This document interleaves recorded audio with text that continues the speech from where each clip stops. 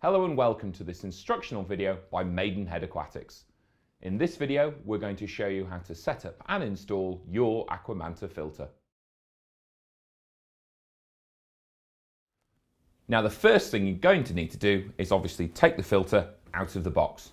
Have a look at all the parts you've been given and read the instructions thoroughly. The installation process we're going to show you now will work on the entire AquaManta filter range, but if you have any problems, ring your local Maidenhead Aquatics store. Now, once you've got your filter out, unclip the power head, put that to one side, remove the protective guard, and inspect the media trays.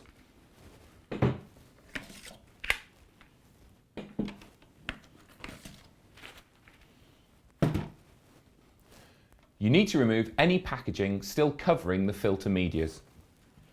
In the case of these ceramic rocks, this plastic bag has to go, otherwise they will not work.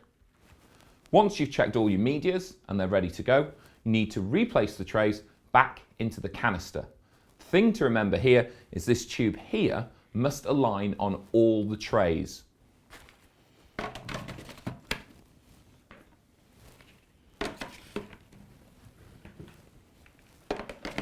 Once they're back in, give it a little push down, a bit of a shimmy side to side, and you should feel that everything's nice and tight. And then you know that that tube through the media trays has completely aligned. Replace the protective grid, making sure that this cutout here aligns with the tube through the trays.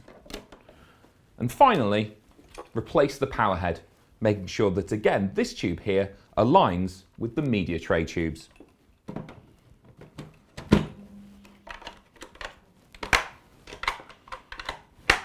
Once you've clipped it back on, have a quick look around the side for any obvious splits or any gaps to suggest that the media trays are not properly installed, but otherwise, this is ready to go, and it can now be moved to a suitable position next to or underneath your aquarium.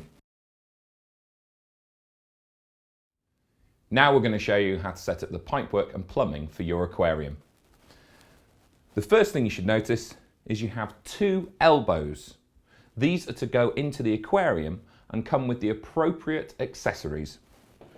This elbow, with the adjustable 90-degree angle, is for water returning to the aquarium and comes complete with, in this case, a spray bar. This elbow, with the long stem, is for water being taken to the filter from your aquarium, and comes with an appropriate tube and strainer to stop any debris or fish being drawn down into your filter. There are a host of small accessories to allow you to properly fit these to your aquarium as you need to.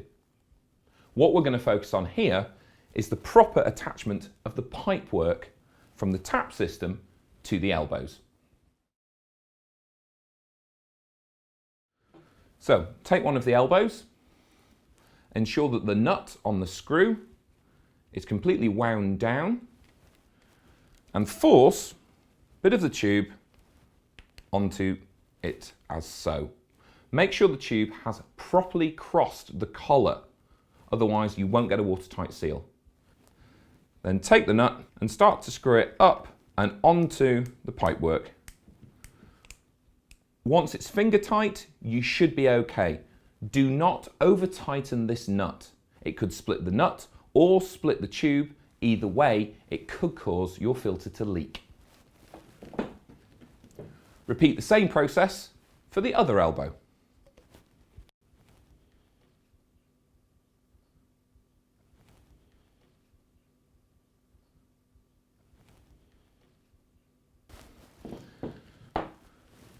Next, you want to take the integrated quick release tap system and notice you've got an in and an out on here.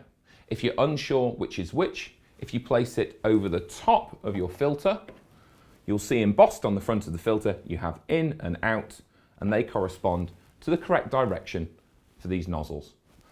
This one here on my left is the intake for the filter. Therefore, I take the intake elbow, go to the other end of the tube and repeat the attachment process.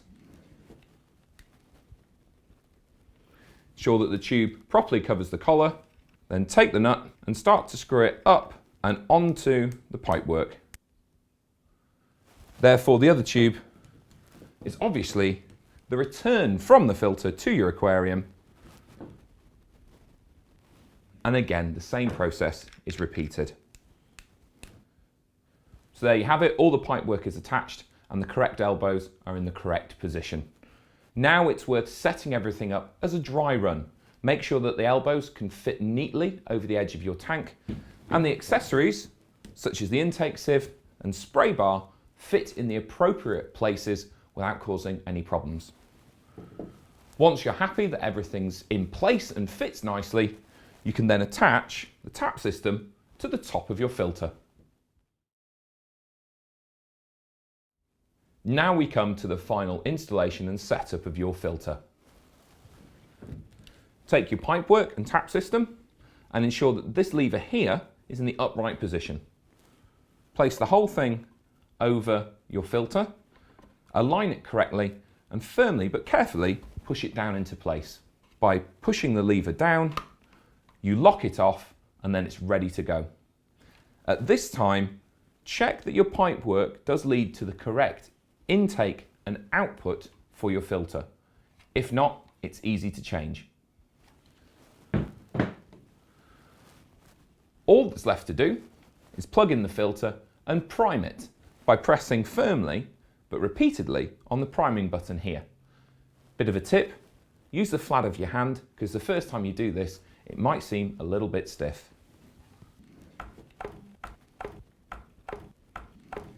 Now you might find that the priming process takes quite a while, so here's a great tip. If you previously fill the canister halfway or 3/4 of the way full with treated tap water or aquarium water, it will go a lot more smoothly. You might notice when it first gets going and starts to filter your aquarium water, a bit of a rattle. That's quite normal and it's just a small air bubble dancing around inside the impeller. Merely take your filter, tip it forwards, backwards, left and right, and you should clear the air bubble and everything should run smoothly and quietly. Remember, with any new filter or any new aquarium, you must allow adequate maturation time before adding any livestock. Thank you for viewing. If you have any problems setting up your AquaManta filter, please ring your local Maidenhead Aquatic store and they'll be more than happy to help. For further information regarding the regular maintenance of your AquaManta filter, please click on the link below.